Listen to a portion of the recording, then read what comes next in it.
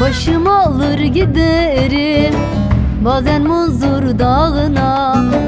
Söyle nasıl dayanam yar senin yokluğuna. Ne adaklar adadım sana kavuşmak için. Ayrılıklar düştü bak senin benim şansıma. Ayrılıklar düştü bak ikimizin şansına.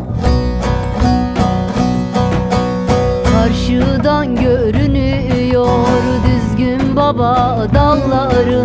Dersimli bir yar sevdim, kelepçeli kolları.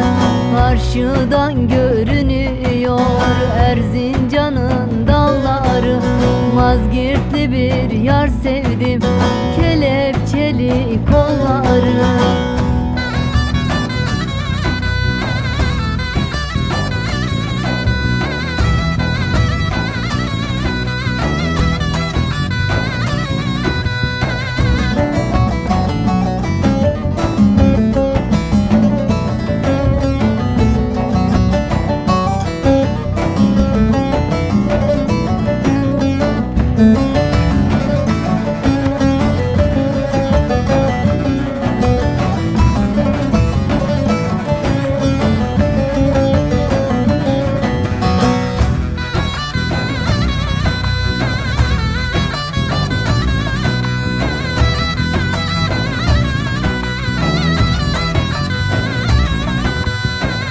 Akıp giden zamana bıraktın düşlerimi.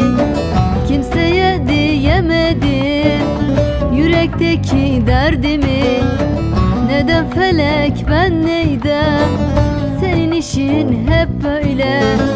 Ayırdın sen Memo'yu dersimin güzelinden. Ayırdın sen Piro'yu Mazgirt'in güzelinden. Karşıdan görünüyor düzgün baba dalları. Dersimli bir yar sevdim, kelepçeli kolları. Karşıdan görünüyor Erzincan'ın dalları. Dersimli bir yar sevdim,